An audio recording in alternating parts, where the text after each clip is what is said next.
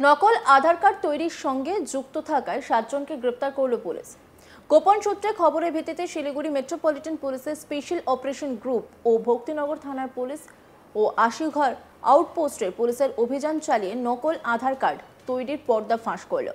Police সূত্রে জানা গিয়েছে, স্পেশাল অপারেশন গ্রুপের এক কর্মী ক্রেতা সেজে শিলিগুড়ির ইস্টার্ন বাইপাস সংলগ্ন এলাকার একটি বহুতল বিল্ডিংয়ের নিচের তলায় একটি ফটো স্টুডিওতে আসে। আধার কার্ড বানিয়ে দেওয়ার জন্য কয়েক হাজার টাকার দাম দর ঠিক হয়।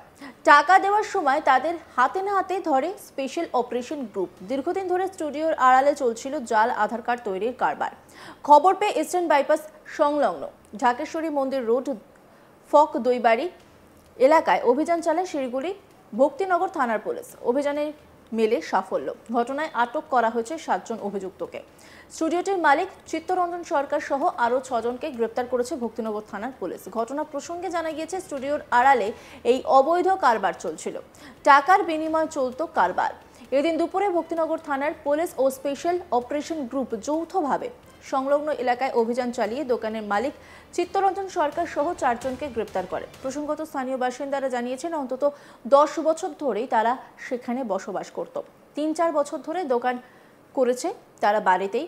আগে অন্য জায়গায় দোকান ছিল, তবে স্থানীয় বাসিন্দারা তাদের এই অবৈধ কারবারের বিষয়ে কিছুই জানতেন না।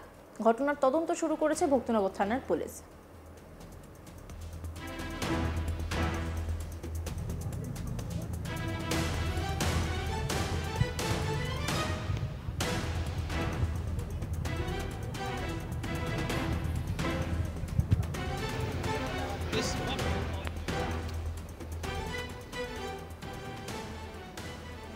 এক প্রতিবেশী কবিতা সরকার, তিনি কি বলছেন শোনাবো।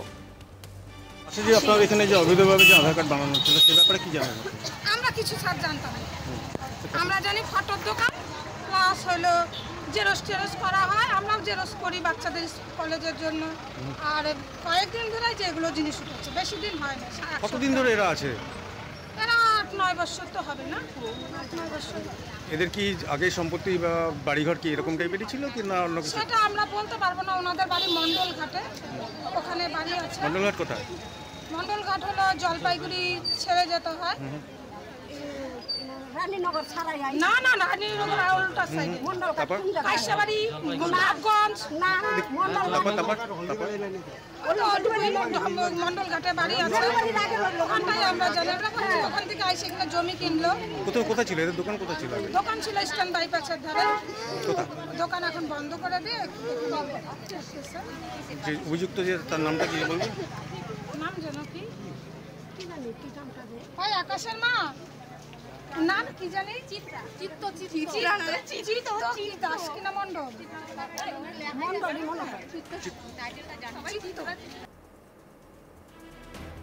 পঞ্চায়েত প্রধান মিতালি মালাকার, তিনি কি বলছেন শুনবো।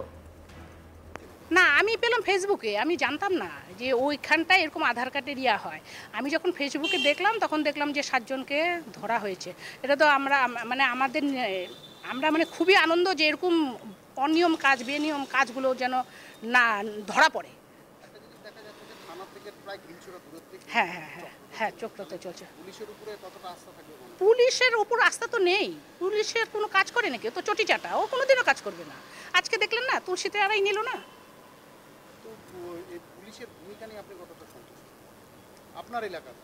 একদম অসন্তুষ্ট। পুলিশ তো আমাদের কথাই শোনে না, একদম কথা শোনে না। আমি যতবার যে কোনো কিছু বিরুদ্ধে বলতে যাই, এই যে মদের ঠেক কতগুলো ভেঙে দিয়েছি, পুলিশকে ডেকে পুলিশের গাড়িতে পর্যন্ত উঠিয়ে দিয়েছি, কিন্তু কয়েকদিন পরে দেখি চুপে চুপে বিক্রি করছে। হ্যাঁ, না পুলিশের কোনো ব্যাপার নাই তো, উপর থেকে নির্দেশ। ওরা আমাদের তো মানবেই না ওরা। হ্যাঁ হ্যাঁ,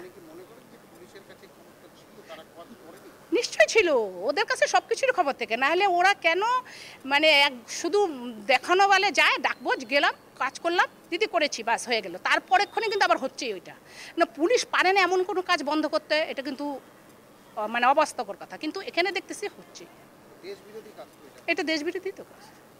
এরকম করে তো যেখানে কেন্দ্রের সরকার সীমান্তগুলোতে প্রহরা বাড়িয়ে দিয়েছে, সেখানে সীমান্ত রক্ষী যদি এরকম ভাবে এসে আধার কার্ড দিয়ে যায়, তো মনে হয় যে একটা হচ্ছে কোনো একটা অসুবিধা তো হবে, এটা তো একদমই অসুবিধাই তো হচ্ছে। বাইরে থেকে এসে যে ভাবে আমাদের এখানে শুরু হচ্ছে, বাইরে থেকে এসে বসতি স্থাপন করেছে। অলরেডি তো আমি এখন এই সব কলকারখানাগুলো দিয়ে দিচ্ছি, মানে আইডি ইমেল চাবো যে লেবারগুলো কাজ করছে তাদের এখানকার কিনা সেটা আমি দেখেই সেই কারখানাগুলোকে পারমিশন করাবো। নাহলে আমি, কারণ লোকাল বাদ দিয়ে বাইরে থেকে এসে আমাদের এখান থেকে অনেক বাজে বাজে ঘটনা ঘটছে, সেটা বন্ধ করতে হবে। ইমিডিয়েট আমরা এই ব্যবস্থা করছি অঞ্চল থেকে।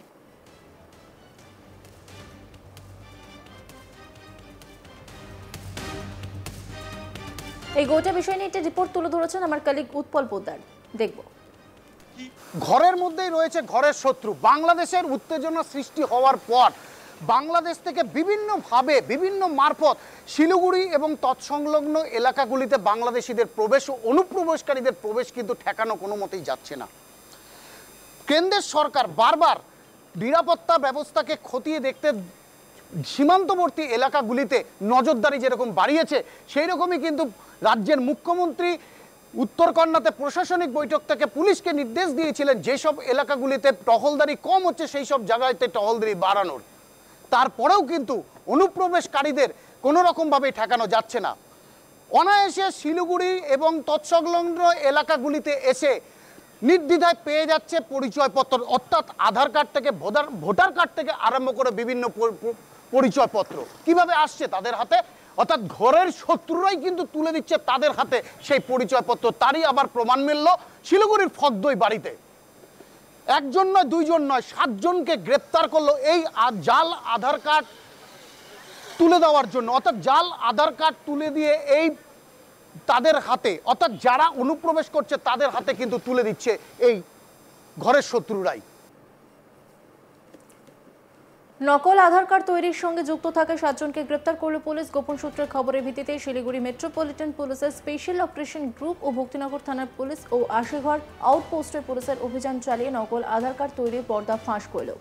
পুলিশ সূত্রে জানা গিয়েছে, স্পেশাল অপারেশন গ্রুপের এক কর্মী ক্রেতা সেজে শিলিগুড়ির ইস্টার্ন বাইপাস সংলগ্ন এলাকার একটি বহুতল বিল্ডিংয়ের নিচের তলায় একটি ফটো স্টুডিওতে আসে। আধার কার্ড বানিয়ে দেওয়ার জন্য কয়েক হাজার টাকা দাম দরও ঠিক হয়।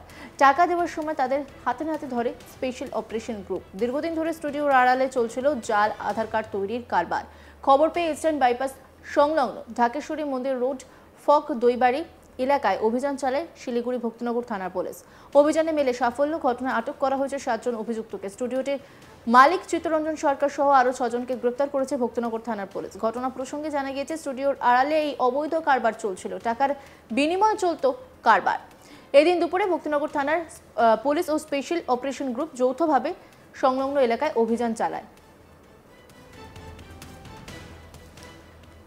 অন্যান্য খবরের আপডেটের জন্য অবশ্যই নজর রাখুন আজ তাক বাংলার ইউটিউব স্ট্রিমিংয়ে। লাইক, কমেন্ট, শেয়ার এবং সাবস্ক্রাইব করতে ভুলবেন না।